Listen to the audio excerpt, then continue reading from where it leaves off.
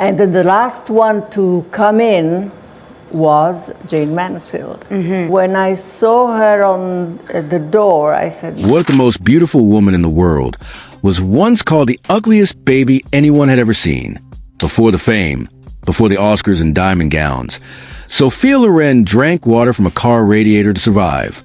Sophia Loren, the name evokes not just cinematic excellence, but a story of unrelenting perseverance, dignity, and transformation.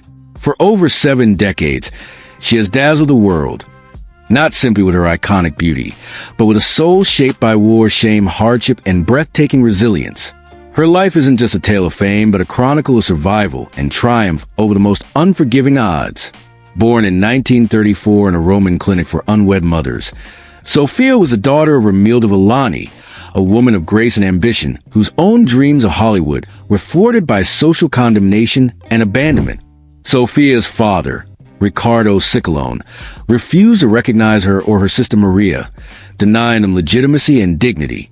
Lauren's childhood in Pozzuoli, a crumbling suburb near Naples, was steeped in poverty and social ostracism.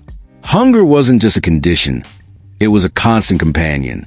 Her family lived crammed into one room, surviving off her grandmother's liquor shop and her mother's barroom piano playing. Even in those early years, pain came in both physical and emotional forms. A wartime bombing left young Sophia with a scar on her chin. Cruel classmates called her ugly and stick-thin, a far cry from the beauty she would one day become. Yet from a rubble of war and rejection, something unbreakable formed inside her. As she entered adolescence, her appearance transformed. Her curves emerged, and so did the attention. No longer the frail girl mocked in silence. She began to understand the power of her presence. But she never forgot the wounds beneath her rising glamour. At age 16, she met the man who would forever change her trajectory.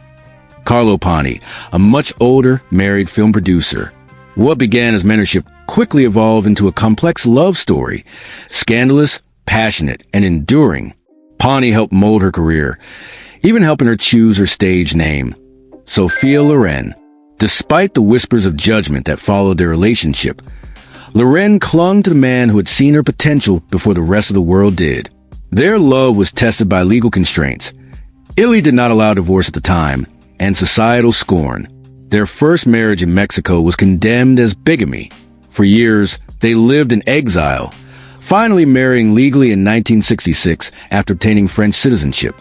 Sophia's career was forged under the shadow of scandal, but she carried herself with unwavering poise. Her early roles were minor, uncredited, and often shallow. But she pressed forward, driven not by vanity, but by desperation to escape poverty and pain. Her breakthrough came with Vittorio De Sica's The Gold of Naples, 1954, where she delivered a performance that was sensual, earthy, and unforgettable. Hollywood soon came calling, and in 1956, she signed a 5-picture deal with Paramount, becoming one of the first Italian actresses to break into the American market. Her Hollywood career was marked by high-profile collaborations with Cary Grant, Anthony Perkins, and Marlon Brando, but also by internal battles. One of her most defining roles came in 1960's Two Women, where she portrayed a mother navigating the horrors of wartime. The performance wasn't just acclaimed, it was cathartic. Loren wasn't acting, she was remembering. The role earned her the Academy Award for Best Actress, making her the first to win the honor for a non-English speaking role. It was a victory not just for her talent, but for her truth. Yet, fame did not shield her from heartbreak. Her relationship with Ponti was tender, but filled with its own storms. They shared great success, but also suffered deep losses. Loren endured multiple miscarriages, each one a quiet devastation. Motherhood, when it finally came with the births of Carlo Jr. in 1968 and Eduardo in 1973, was a hard-won triumph. She once said, "Each child I lost took a piece of me," revealing the depth of sorrow hidden behind her public poise. Lauren's personal life was frequently overshadowed by complicated relationships. During the filming of The Pride and the Passion in 1956, she developed a deep bond with Cary Grant, who fell in love with her and proposed. Though she admitted to being fond of him, she chose loyalty to Ponti over romance with Grant, a decision that haunted her gently for years. This painful crossroad revealed a truth about Loren. She had not always choose the easiest path, but the one that felt right by her values. Hollywood's admiration came at a cost. Loren endured inappropriate behavior and disrespect on multiple sets. Peter Sellers, overcome with infatuation, divorced his family in vain pursuit of her affection. Loren rejected him, but not without sorrow for the lives altered in his wake. Perhaps more harrowing was her experience with Marlon Brando on the set of A Countess from Hong Kong, 1967, where he violated her trust during a scene by biting her lip without consent. Rather than causing a scene, she looked him in the eyes and said firmly, "Never do that to me again." It was a moment that embodied her strength, quiet, firm, and unshakable. Loren's journey through the 1960s and 1970s saw her become a cinematic icon, winning multiple David D. Donatello Awards for films like Marriage Italian Style and Yesterday. Today and Tomorrow, her performances showcased not just range, but lived in emotional truth. But even as her star ascended, the pressures never subsided. In 1982, she was sentenced to 30 days in prison over a disputed tax bill, an ordeal that left her humiliated and deeply wounded. She served 17 days in a Naples prison, a fall from grace that she bore with dignity. Upon release, she appeared in a white suit, head held high, turning scandal into another display of grace under fire. Carlo Pani passed away in 2007, ending a relationship that had spanned over 50 years. For Loren, it wasn't just the death of a husband, but the loss of the man who had believed in her when no one else did. "A part of me died with him," she said. Her grief was profound, but it was tempered by the legacy they had built together. From art collections to real estate, their empire reflected not inherited wealth, but a life carved out through relentless work and sacrifice. Her homes, like Villa Sera in Rome and a vast estate in California, reflected a life of refinement. Even as she stepped back from the limelight, Loren continued to live with intention and discipline. After suffering a serious fall in 2023 that fractured her hip and thigh, she underwent intensive rehabilitation. Her commitment to health remained unwavering, following a Mediterranean lifestyle and maintaining a regimen that defied her age. Remarkably, Sophia Loren is far from retired. In 2020, at the age of 86, she starred in The Life Ahead, directed by her son Eduardo.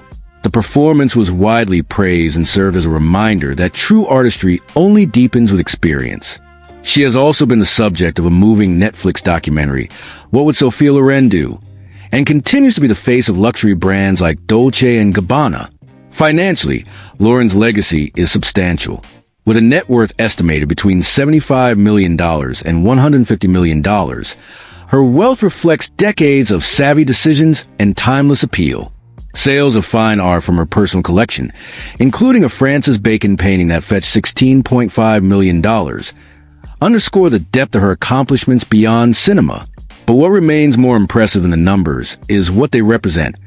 A journey from drinking from a car radiator as a child, owning homes filled with masterpieces. Now in her 90s, Loren resides primarily in Geneva, Switzerland, a place of quiet and reflection, far from the red carpets of her past. She lives not as a recluse, but as a woman at peace. Surrounded by memories and the fruits of a life forged in hardship, she embodies what it means to endure with grace. Sophia Loren's life is more than a cinematic saga. It is a blueprint for resilience, a tribute to the inner strength that rises when the world offers none. From a hungry child mocked as ugly to a woman who became the soul of Italian cinema, she reminds us that true beauty is forged, not found. Her story speaks to anyone who has felt unseen, unloved, or underestimated, and offers proof that scars can become stars. She once said, "Nothing makes a woman more beautiful than the belief that she is beautiful." But her life adds an addendum to that wisdom. Beauty is belief, yes, but also survival, grace, and the courage to rise again and again. Sophia Loren's journey has always transcended the confines of a screen. Even after more than 70 years in the public eye, she remains something more than an actress, more than a star. She is a living emblem of the human spirit's capacity to overcome, to evolve, and to endure without losing its warmth. And while the world remembers her most for her sultry presence in front of the camera, it's what she withstood outside its frame that solidified her legend. In the years after her cinematic peak, Loren made a deliberate choice not to overstay her welcome in the industry. She turned down countless roles that didn't align with her values, carefully selecting projects that resonated with her own truths. This was not from pride or indifference, but a deep commitment to authenticity. Acting, she once said, is not wearing a mask. It is taking the mask off. She preferred roles that reflected the complexities of womanhood, grief, motherhood, passion, sacrifice, roles that allowed her to speak not only for herself, but for the millions of women whose stories were often muted. Sophia's two sons became her greatest joy and her emotional anchor. Carlo Jr. pursued a career in orchestral music, while Eduardo stepped into directing. Her collaboration with Eduardo on The Life Ahead was more than a mother-son project. It was a deeply personal exchange of legacy and love. The film, which explored themes of aging, trauma, and unlikely kinship, earned widespread acclaim. Watching Loren in her 80s deliver such a powerful performance was not just remarkable, it was revolutionary. In a world that often sidelines women after a certain age, Loren proved that life experience is not a hindrance, but a rich, untapped reservoir of depth. Despite her towering legacy, Loren's approach to life is rooted in humility. She doesn't see herself as royalty, but as a survivor. When asked about her success, she credits not glamour or luck, but focus, fire, and a refusal to be small. She often recounts that everything she achieved was through tenacity. Every line she learned, every role she earned, every heartbreak she endured was met with determination to rise. Her daily life today is a testament to balance and self-respect. She avoids excess and maintains a routine of quiet discipline. Her commitment to health, physical, emotional, and spiritual, is unwavering. She rises early, eats light, and walks regularly. She has no desire for plastic surgery, believing that each wrinkle tells a story. "These are the years I have lived. Why should I erase them?" she once said. That ethos of embracing life in its fullest form has helped redefine the standard of aging gracefully. Her charitable work is often understated but profound. Loren has lent her voice and influence to organizations that support women and children affected by war, poverty, and abuse. Perhaps because of her own haunted past, she feels a personal duty to protect those growing up in the shadows. She often speaks of childhood hunger not as a memory, but as a living pain that shaped who she became. Loren has also become a role model for younger generations of actresses, especially those navigating the impossible standards of beauty and femininity in entertainment. She never succumbed to being typecast, even when Hollywood tried to pin her down. She pushed against the confines of the sex symbol label, insisting that the world see the woman beyond the waistline, beyond the eyeliner. In many ways, she laid the groundwork for today's actresses to demand more from the industry, to be respected not just for their looks, but for their intellect, instincts, and integrity. Through the decades, Loren's name has remained intertwined with global fashion and elegance. From her long-standing relationship with Giorgio Armani to her signature winged eyeliner and hourglass gowns, she helped define the glamour of an entire era. Yet, beneath the diamonds and couture, she always retained the soul of that girl in a curtain dress. For Sophia, style was never just surface. It was armor, a way of presenting dignity in a world that tried to strip it away. Her autobiography, Yesterday, Today, Tomorrow, reveals a woman who does not see her life as a fairy tale, but as a battle, and one worth fighting. In its pages, she is candid about her regrets, her deep love for Ponte, her occasional doubts, and the loneliness that came with great fame. But she also speaks with fierce pride. She did not cheat her way to success. She did not sell out her identity for comfort. She lived, instead, on her own terms, a rarity in any era. In recent years, the cultural world has begun to reassess and reframe Sophia Loren's contributions, not just as a beauty icon, but as a feminist precursor. Without using the language of feminism, she embodied many of its ideals: independence, strength, resilience, and self-definition. She was a woman who took control of her image and her choices, despite the male-dominated industry she operated in. Perhaps most powerful is Loren's spiritual strength. Though not overtly religious, she often speaks about faith, belief, and grace. She credits much of her perseverance to an inner voice that never stopped whispering, "Keep going." Her sense of faith isn't rigid, it's reflective. She believes in something bigger, a purpose behind every trial, a reason behind every scar. When Sophia turned 90, the world celebrated not just a milestone birthday, but an extraordinary life. She wore her age like a crown, grace in diamonds, but glowing from something deeper, peace. Surrounded by her family and closest friends, she reflected on a life lived fully, loved fully. She toasted not to the past, but to the privilege of still being present. She once said, "To be beautiful is the privilege of the few. To be unforgettable, well, that takes a life like mine." And unforgettable she is. Her story is more than biography. It is a beacon.